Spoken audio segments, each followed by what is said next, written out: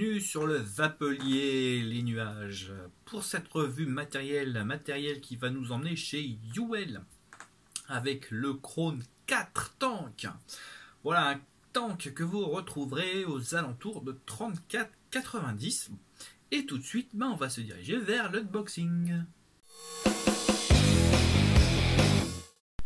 Voici donc la boîte du Krone 4 Tank de chez Uwell. Donc là, comme vous le voyez, c'est la version saphir bleu.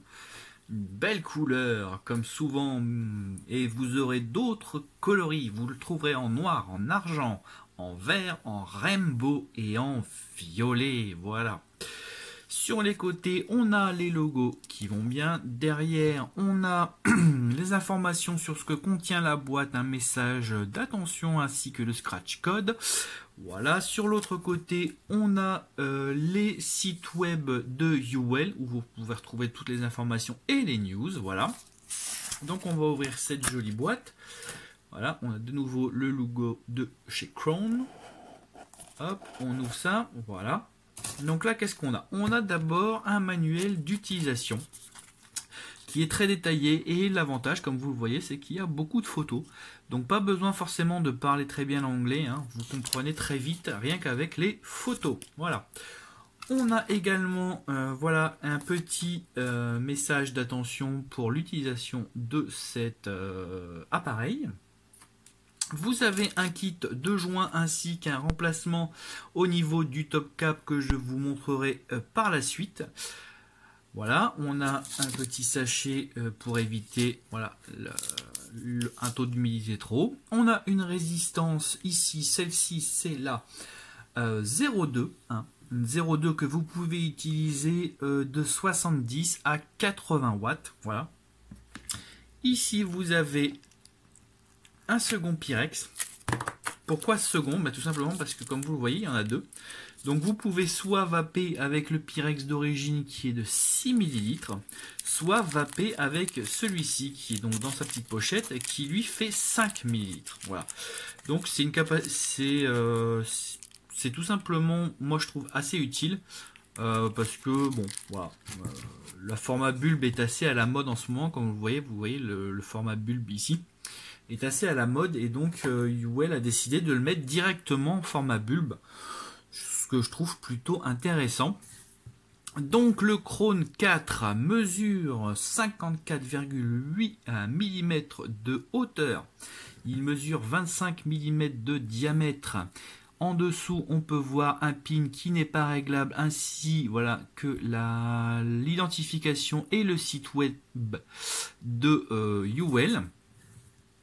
On voit les airflows 1, 2, 3. Voilà, 3 airflows. Il est en acier inoxydable en Pyrex et il y a du silicone. Donc ici, vous voyez, en fait, pour tourner, vous tournez à 90 degrés et en fait, il y a un effet de ressort.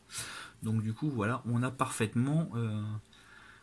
ça se met parfaitement, il n'y a aucun problème. Et en plus, l'avantage, c'est qu'on n'a pas besoin de visser et dévisser pendant 2 heures. Hein. Ça se fait tout seul. Voilà, donc là, on voit 4 belles arrivées de liquide.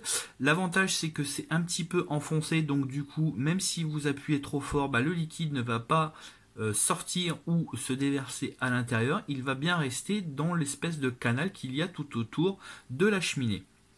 Voilà, donc la partie noire que je vous ai montré dans le kit, c'est ici. Voilà, c'est la partie qui est ici que vous pouvez changer en cas de problème. Donc pour revisser, ici vous avez voilà, de chaque côté ici des petites encoches qui doivent se mettre, voilà, où vous devez mettre les petits ergots qui sont ici. Donc hop, toc, et vous tournez à 90 degrés. De toute façon, vous allez voir à un moment ça bloque, vous ne pouvez pas tourner et vous ne risquez pas de l'ouvrir. Par mégarde, il n'y a aucun problème, c'est un système qui marche bien. Voilà. On va ouvrir la base, voilà. On va découvrir quelque chose qui est assez rare, c'est que la résistance n'est pas fixée au bottom cap. Vous voyez au bout la connexion et vous voyez que les deux, en fait, la partie métallique en plaqué or ici doit faire contact avec la résistance ici. Voilà, mais pour une fois elle n'est pas vissée, donc là on a un beau bottom cap, il n'y a pas de problème. Et en fait, la résistance n'est pas vissée du tout. Elle est simplement, je dirais, posée à l'intérieur, voilà, à l'intérieur de la cloche. Une belle cloche, comme vous le voyez. Voilà, il n'y a pas de problème. Une cloche assez concentrée, je dirais. Donc ça laisse présager de bonnes saveurs. Et voici donc la résistance. Donc celle-ci étant 0,4. Je ne sais pas si on va bien la voir. Je vais essayer. Voilà. Celle-ci étant 0,4, Krone 4 comme vous le voyez ici, 0,4 ohms de 60 à 70 watts et elle est en SS 904L. Voilà. Donc comme vous le voyez, il y a aussi de bonnes arrivées de liquide, donc vous pouvez mettre des liquides assez gras. Évitez quand même les 100 VG, hein, 100% VG, je pense que voilà, vous risquez d'avoir quelques petits problèmes. Mais pour tout ce qui est en dessous, je pense que voilà, la résistance les accepte bien. 100% VG, le problème c'est que voilà, ça encrasse assez vite les résistances de toute manière. Alors, un petit truc aussi à savoir sur cette résistance, voilà, c'est que quand elle est posée comme ceci, surtout ne l'attrapez pas là. Je vous explique pourquoi. J'ai fait cette erreur, je l'ai attrapé là et en fait, j'avais enlevé le petit anneau métallique qui est juste posé. En réalité, il n'est pas vissé, il est juste posé sur entre deux joints. Et du coup, si vous le retirez, votre résistance, elle est vraiment inutilisable. Donc, il faut le prendre ici comme ça. Vous tirez et voilà. Il n'y a pas de problème, hein. Si vous l'enfoncez bien, voilà, la résistance, elle va pas bouger. Faut tirer, faut bien tirer. Donc voilà, vous avez aucun problème. C'est un système qui est sûr, qui a fait ses preuves. Je l'ai utilisé plusieurs fois, j'ai aucun problème. Moi j'aime beaucoup la cloche. Comme vous le voyez là sur les côtés, vous avez de grosses arrivées de liquide. Donc franchement, honnêtement, je pense que les dry sont impossibles avec ce genre de système. Ça c'est plutôt un énorme avantage. Grosses arrivées de liquide qu'on peut voir ici. Et en plus, bonne arrivée de liquide au niveau de la résistance. Bref, un matériel vraiment impeccable. Moi j'aime bien. En plus là on a une petite indication sur le minimum de liquide à avoir. Donc ça voilà, c'est vraiment nickel. Tout est là. Krone a fait les choses bien. La finition est impeccable. Les composants ne bougent pas. L'airflow bouge mais voilà, il n'est pas non plus trop lâche. Donc du coup aucun risque que ça s'ouvre. Moi je trouve vraiment que c'est du bel ouvrage. Ça a été bien usiné. Maintenant il ne reste plus qu'à le tester. Voilà, un tank plutôt sympa. Moi j'aime beaucoup les couleurs. J'aime beaucoup les couleurs un peu métal. C'est super beau. J'avais déjà eu le vert qui était magnifique. Le bleu l'est tout autant. J'aime beaucoup voilà, la finition. Je trouve que ils ont une très très belle finition. Vraiment, il n'y a rien à dire. Le drip tip, je l'aime bien aussi. On peut l'enlever bien sûr. Mais c'est un 510. Vous voyez, mais il est parfait, il est ni trop long ni trop court, il est juste bien. On ne touche pas le cléromiseur quand on vape. Bref, c'est parfait. Moi j'ai rien à lui reprocher. Ouais, toc, on va baisser un peu la résistance. Voilà, je vais me mettre à aller sur la 0,4, ouais, je vais me mettre à 40 watts. Voilà, et donc c'est parti.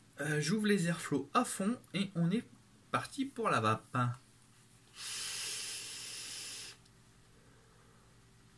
Voilà, donc j'avais peur au début quand j'ai vu, bon là il s'est mis à 0,5 ohm. Je vais augmenter un peu, voilà, je suis à 45 watts. Et en fait, sur la résistance, ils disent de vaper à peu près aux alentours de 60 watts. J'avais peur que ça soit trop, mais à 45 watts, on sent clairement que l'atomiseur est pas, voilà, il n'est pas en vitesse de croisière, il est en sous-régime. Donc là, je passe à 60 watts. Et c'est parti.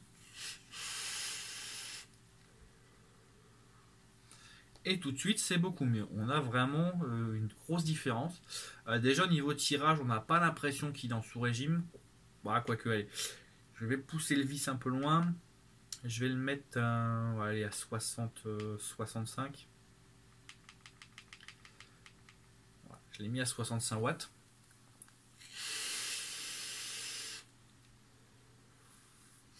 et ça marche tout aussi bien. Alors moi j'ai remarqué un truc, j'ai eu ce petit souci avec cette résistance de 0,4 ohms. En fait, j'ai remarqué que souvent ma box me demandait de nouveau valider la valeur aussi un peu trop. J'ai pas essayé la seconde résistance parce que je voulais la garder pour le test, mais sur cette résistance là, elle a oscillé entre voilà, 0,4 ohm et 0,5 ohm. Alors au niveau de la vape, de la puissance, il n'y a pas une grosse différence, hein, c'est vraiment pas une grosse différence. Mais voilà, de temps en temps je vapais, il n'y a rien qui sort. Et en fait, c'était parce que tout simplement ma box me redemandait de valider la valeur de cette résistance. Donc je sais pas si d'autres ont eu ce problème-là. Moi j'ai eu voilà, ce problème-là. Bon, après ça, est-ce que c'est gênant? Non, mais bon, j'aurais aimé avoir une résistance claire, nette, précise, sans être obligé de revalider toutes les 5 minutes. Ça me l'a fait sur toutes les box, donc c'est pas un problème spécialement de la Sobra, c'est vraiment un problème du cléromiseur. Mais bon, voilà, je tenais à faire cette petite parenthèse. Je sais pas si d'autres ont eu ce désagrément, mais voilà. Concernant la vape, alors déjà niveau vapeur,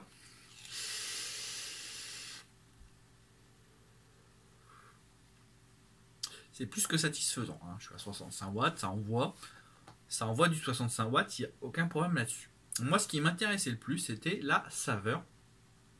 Et pour être tout à fait honnête, il est très bon. C'est vraiment un cléromiseur qui est très bon. Il procure une vape assez dense, onctueuse aussi, assez égale, c'est-à-dire qu'il n'y a pas de variation ostentatoire. Donc voilà, il fait largement son travail, il le fait bien. Après ça, est-ce qu'il y a des défauts? Il y en a toujours, hein. Aucun matériel n'est parfait. Moi je dirais que son point faible c'est sur la résistance. Voilà. Je ne parle pas du problème de variation de... Voilà, vous voyez, elle me met ça. Là vous l'avez pas vu, mais elle me met current wattage. Voilà. Moi je dirais que son problème c'est pour le système de résistance. Voilà, je dis ça parce que quand je l'ai eu en main la première fois, je n'avais pas l'habitude de ce système-là, j'ai essayé de le dévisser, ça ne marchait pas. Je l'ai tiré, j'ai cassé la résistance. Voilà. Moi, ça m'a un peu gêné. Je trouve que le système pour attirer la résistance, il est fiable, on n'a pas besoin de visser, c'est pas le problème, mais il faut vraiment avoir des petits doigts, des ongles, et surtout, faut pas que la résistance soit mouillée parce que c'est très dur. Honnêtement, c'est très dur à tirer, ça glisse quand elle est pleine de liquide. Du coup, le système, bon, il est innovant, oui, il est pratique, bon, ouais, voilà, moyen quoi. J'ai trouvé d'autres systèmes qui étaient beaucoup plus pratiques à ce niveau-là, sans pour autant chercher à faire hyper nouveau. Voilà. Donc, tout ça pour dire que c'est niveau finition, c'est bien, niveau vape, c'est bien, niveau intérieur, peut mieux faire. Voilà, on va dire ça comme ça.